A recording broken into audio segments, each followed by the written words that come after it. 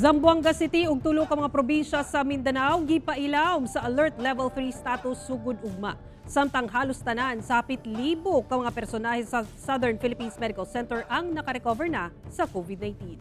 Ano ang report ni Argil Relator?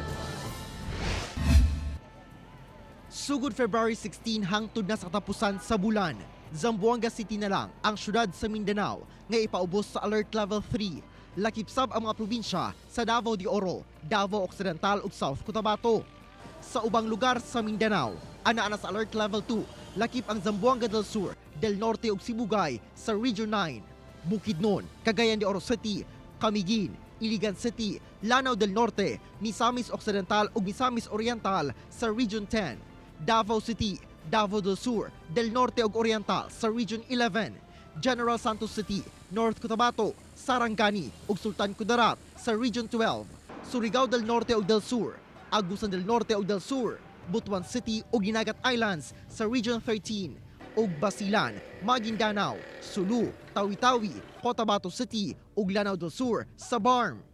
Ubos sa alert level 2, mamahimong balik operasyon na sab ang cinemas, venues alang sa meetings, incentives, conferences and exhibitions, kun mais, venues para sa social events sama sa parties ug ang pagbalik sa limited face-to-face classes. Sama sa paspas nga pag-ubos sa ihap sa COVID-19 cases sa kauluhan, namatikdan sab ang paspas nga pag-ubos sa mga kaso sa Davao City. Kung basehan ang COVID-19 census sa Southern Philippines Medical Center gikan January 24 karong tuiga nga adunay 497 ka COVID-19 positive patients nga na-admit. Ana-ana lang kini sa 253 patients sa February 13.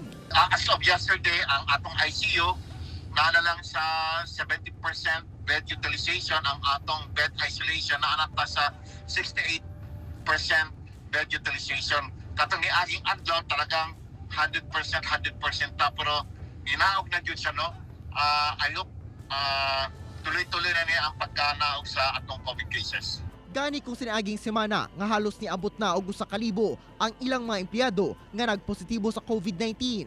Karon, ana-ana sa 98% kanila ang nakarecover og nakabalik na sa trabaho. In fact, marang ang admission lang sa mga employees, marang mga 10 lang yata, and of course, it's mild and home quarantine.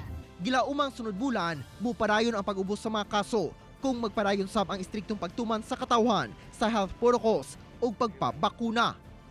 Ako si Argil Relator para sa One Mindanao.